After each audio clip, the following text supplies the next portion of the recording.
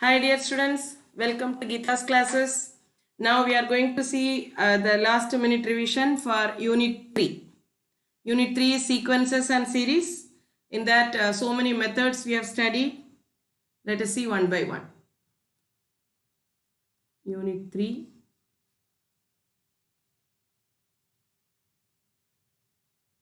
In that first we have seen what is the definition of sequences, series, all those things. And we have studied one necessary condition, right?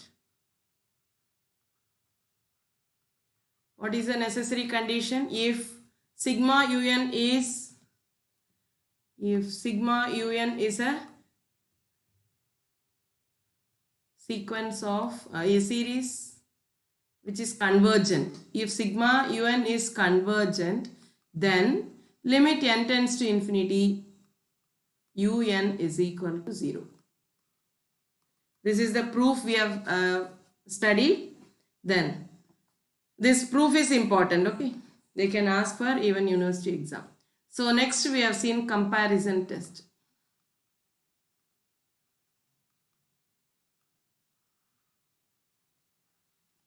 In comparison test, what we have studied? This is necessary condition. And in comparison test, we have seen three forms.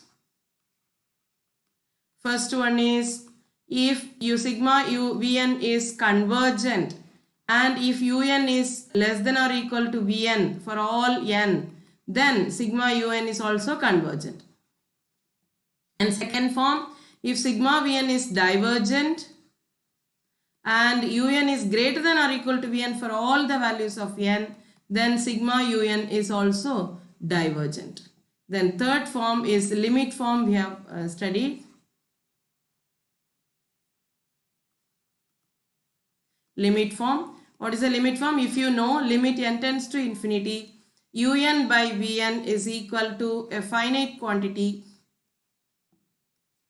which is a non-zero value, non-zero finite quantity, then sigma un and sigma vn converge or diverge together. Okay, so this is what we have studied in comparison test, and for problems we have used limit form. We have taken the maximum power of n in the denominator outside, then that is to be considered as sigma vn, and using the p series test. So for comparison test we want one p series test, right?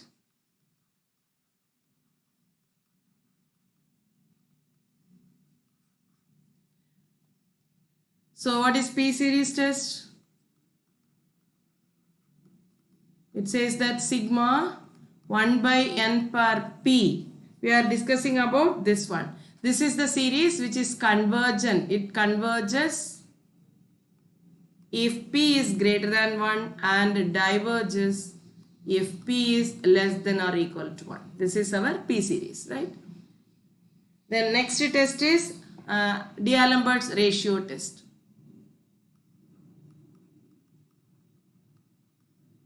D'Alembert's ratio test. Here all these things you have to remember the formula. So for ratio test, simply ratio test you can say, or D'Alembert's ratio test you can say. For ratio test you have to remember, and all these tests are applicable only for positive term series. What is a positive term series?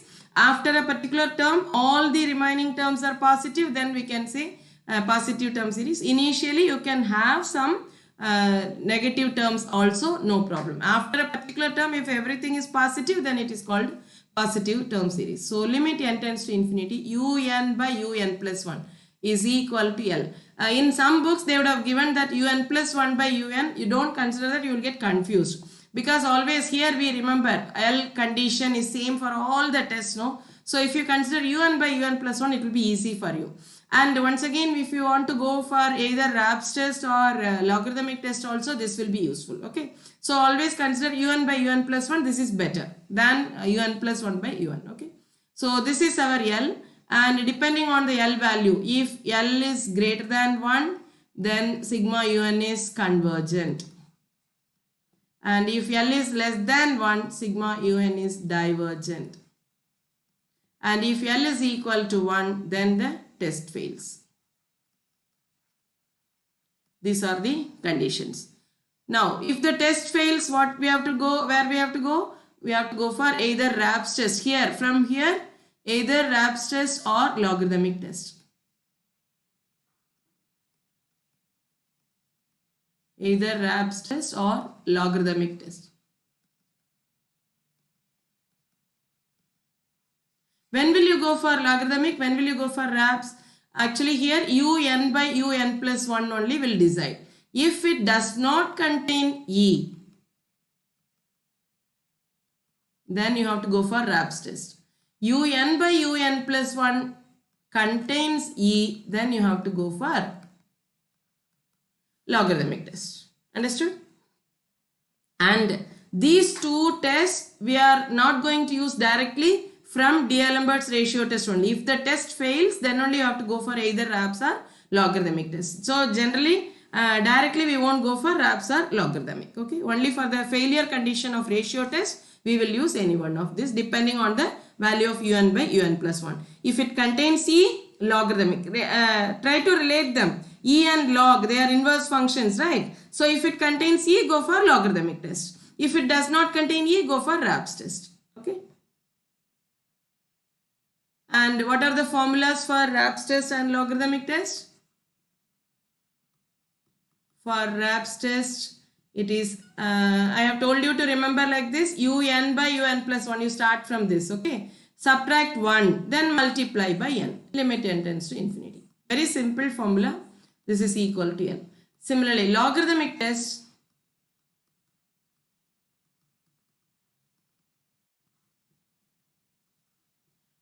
again you have to start from un by un plus 1 only. You take log, that's all, very simple. Take, instead of subtracting, you take log, then n into. So limit n tends to infinity, n into log of un by un plus 1 is n. Okay, and conditions are going to be the same for both. If L is greater than 1, sigma un is convergent. If L is less than 1, sigma un is divergent. And if L is equal to 1, test fails. Even here, if you get 1, we can't help. Actually, we can find out. There are some more tests, but which are not there in our syllabus, so you need not worry about that, okay? And after this, we have in Cauchy's nth root test.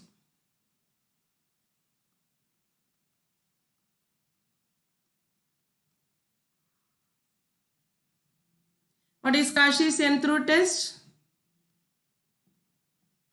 Cauchy's root test or Cauchy's nth root test. When will you use that? If you have the whole power n, okay, then here limit n tends to infinity, un the whole power 1 by n is equal to L. Only here the conditions will change. If L is less than 1, then sigma un is convergent here. Except for Cauchy's root test, all the other values will be remain the same, okay. So if L greater than 1, sigma un is divergent. Only for root test it will change, and if L is equal to 1, test fails. Okay. Next is integral test. Cauchy's integral test.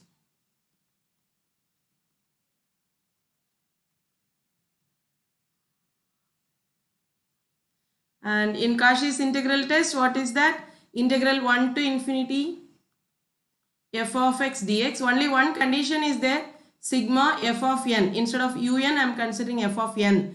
And it should be decreasing function. F of 1 should be greater than f of 2, greater than f of 3, and so on. Okay. And if this condition, integral 1 to infinity f of x dx is finite, then it is convergent. Very simple condition. And if it is infinity, it is divergent. That's all.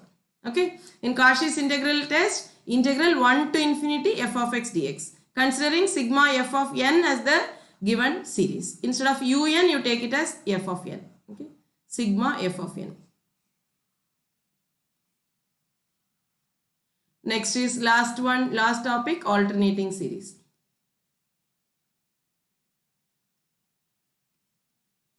alternating series. So till now we have seen all these other tests are applicable only for positive term series. Now alternating series. Alternating series means what? You can have u1 minus u2 plus u3 minus u4 and so on. Alternatively positive and negative. Okay. So how will you find out whether it is convergent or not? We will use Leibniz test. What is that Leibniz test? Leibniz test.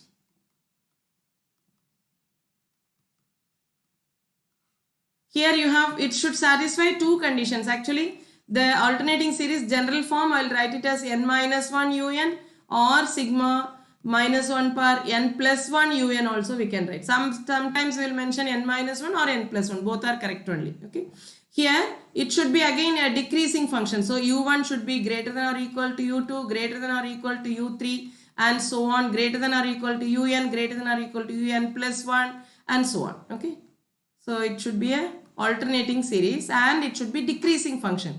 And here u1 means only without minus, only un you have to consider. And the second condition, limit n tends to infinity, un is equal to 0. It should satisfy these two conditions. Then we say that the given series, the given alternating series is minus 1 per n minus 1 un or n plus 1 un is convergent. If it satisfies these two conditions, then it is said to be convergent.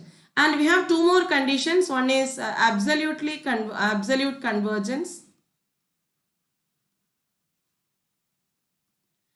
And another one is conditional convergence. Absolute convergence means here in alternating, what is the alternating series? u1 minus u2 plus u3 and so on. No? So you take everything as plus. So what will it become? Sigma modulus of un.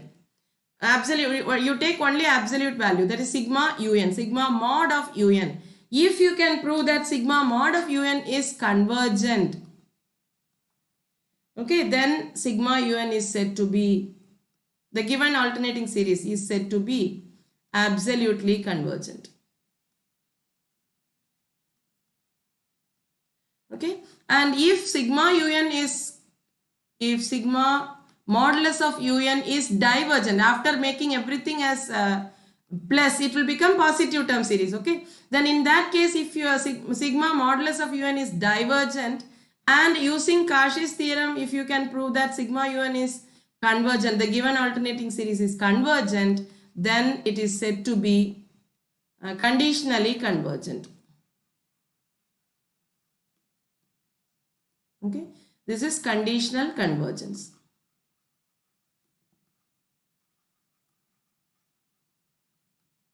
This is conditional convergence. That's all. Okay, so here in alternating series, you can have, first you can check using Leibniz test, then you have absolute convergence and conditional convergence. All these things are in alternating series. Okay, that's all about this unit. Very small unit. Only thing is you have to remember the formula. You should know how to write that nth term un. Okay. And all these things I have written in a paper also. It was available with me. I thought it will be useful for you. You can go through without mind map. If you want to remember, you can go through these things. All the conditions I have written here. Okay. And all the best for you. Practice more problems and do well. Thank you so much for listening.